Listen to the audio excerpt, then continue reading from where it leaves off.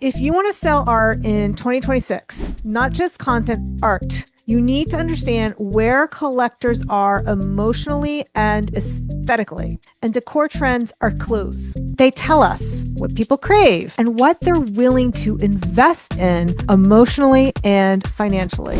Hey, it's Miriam Schulman here, and welcome back to the Inspiration Place podcast. So today we're going to be talking about the future of art collecting. It's kind of like through the frame of what 2026 home decor trends reveals.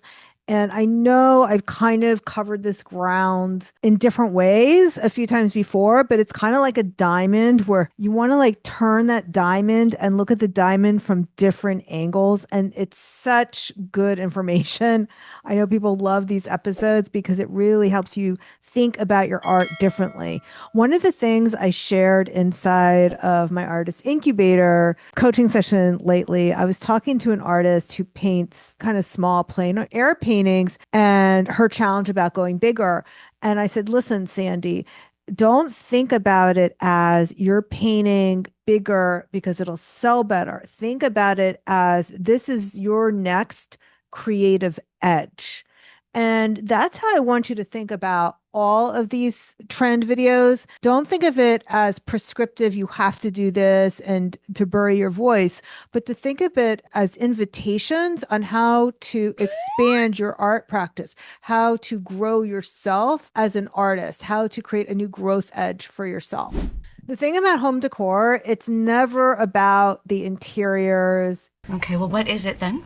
It's really a preview of collector psychology. The reason something becomes trending is because there are massive shifts in how people think, how people discover, choose, and invest in their art. So in this episode, I'm not necessarily running through the trends again. What I'm going to do is I'm going to break down 3 deeper cultural forces behind those trends and how they're reshaping the future of art collecting. Now, these are patterns I see working with hundreds of artists, watching what sells in real time, and honestly, even at the mahjong table with some of the top interior designers in New York City. And I have lunch with them regularly, and I'm always picking their brains about how they choose art for their clients and what's working now. So let's dive in. If you want to sell art in 2026, not just content, art, you need to understand where collectors are emotionally and aesthetically. And decor trends are clues. They tell us what people crave, how they want their homes to feel, and what they're willing to invest in emotionally and financially. So I covered those 7 or 8 trends in a different video. We'll make sure we'll link to that. But today what we're doing is we're going deeper. It's the 3 macro shifts that explain why these trends exist. Macro trend force number 1, the return of sensory homes. So what sensory rooms are, moody rooms, mixed materials like velvet, linen, plaster, ceramics, textured botanicals, wabi-sabi, dark wood frames, and atmospheric lighting. So what do I mean by that? The first big shift is the rise of sensory homes.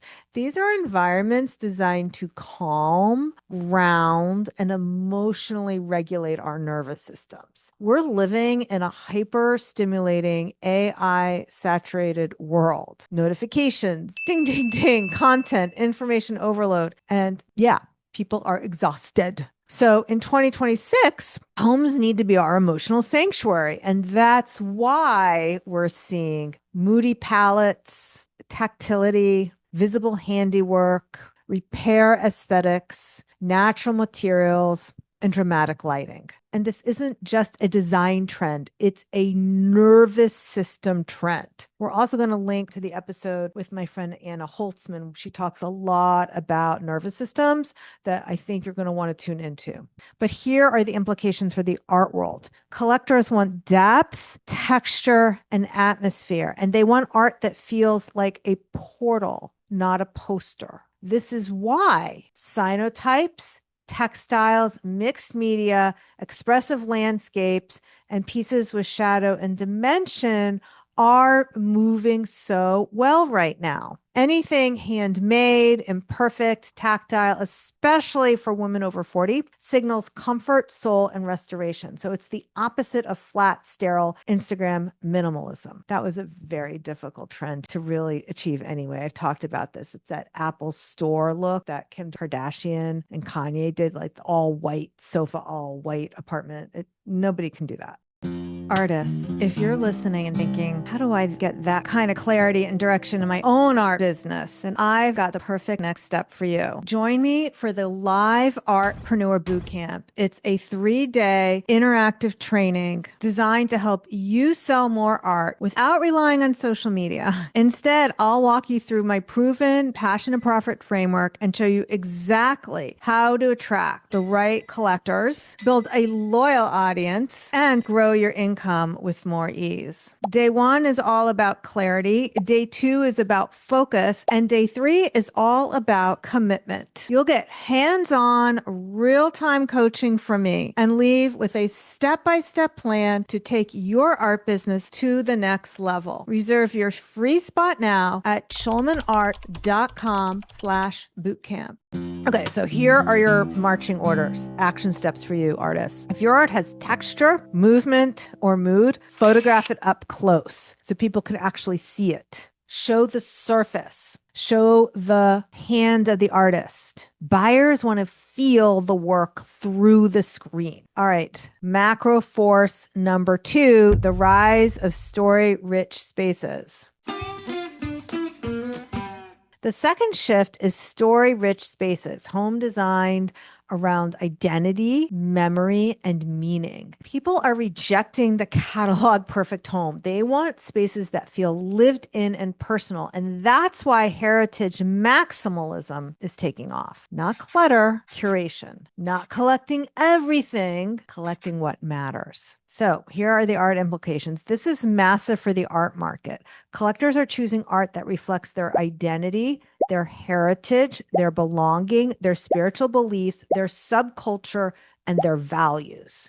That means if your art hits any of those hot buttons, make sure you talk about it. Talk about all those things. Meaning is much more important than the aesthetics. Story is much more important than style. And origin is much more important than trending colors. And artists, this is the opportunity for you. This is the perfect era for narrative-driven artists.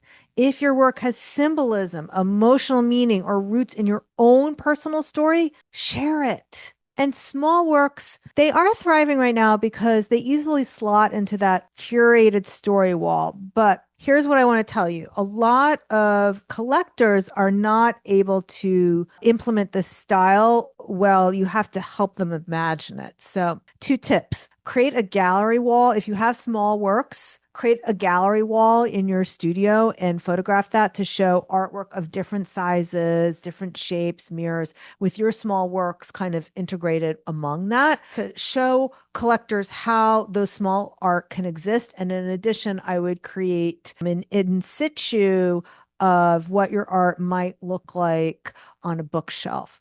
Also, you want to make sure your about page and your captions explain what your art means. People buy meaning, not medium.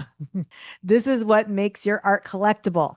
It's not how it's made, it's why it's made and why it matters. All right, macro force number 3, the curator mindset of 2026 collectors.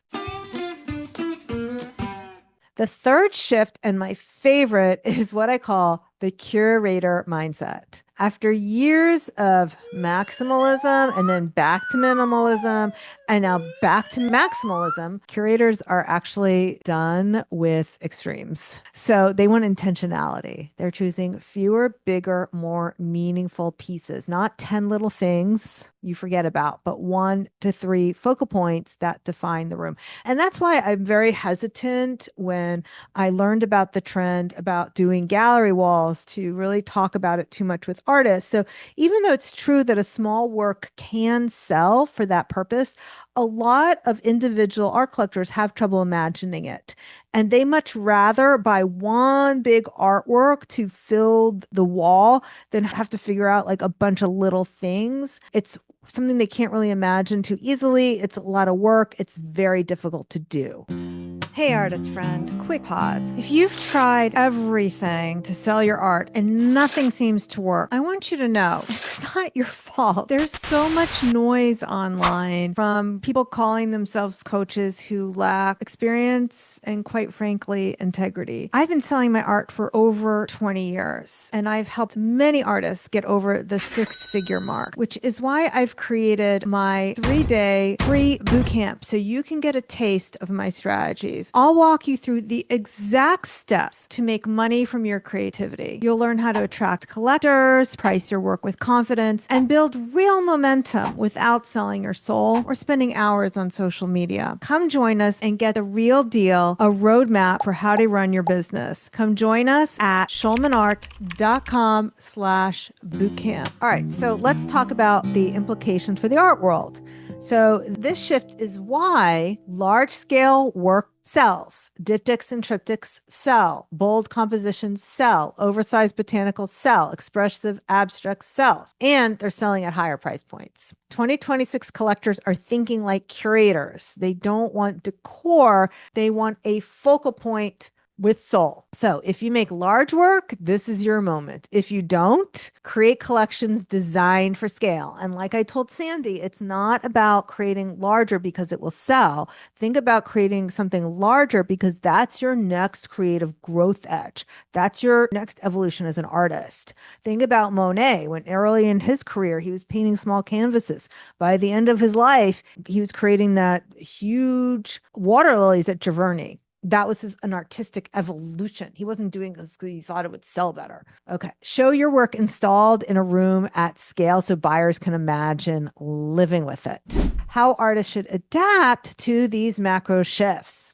So these 3 forces, sensory homes, story-rich spaces, and the curator mindset are the real drivers of the 2026 art market. And this is why some artists will thrive next year, but some will struggle. I intend for you to thrive. You don't need to follow trends, but you need to understand the emotional needs behind them. So I'm going to give you 3 quick action steps. Photograph your art with texture and atmosphere. Lead with your story and your symbolism. It's what buyers want. And number 3, offer larger scale work or multi-panel pieces for collectors shifting into the curator mindset. All right. If you want help positioning your art inside these cultural shifts with messaging, the right photography, pricing, and visibility that actually works, applications for the inner circle. As of this recording, I recorded this in December. I had 2 spots left in my inner circle. When this airs in January, I don't know if they'll be open or not. Go to schulmanart.com/apply. You can always apply for now, or if I don't have room, you can apply for the next time I have an opening. I also have ways that you can work with me to get the messaging without being inside the inner circle. So that would be schulmanart.com/vault to really hone in on your messaging. If you're early in your art business journey, the Artist Incubator is the perfect place to start. It can help you build the foundation that makes consistent sales possible. All the links are below in the show notes. All right, my friend, thanks you so much for joining me.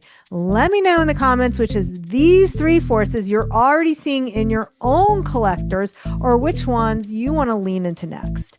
I'll see you the same time, same place next week. And until then, stay inspired. Bye for now.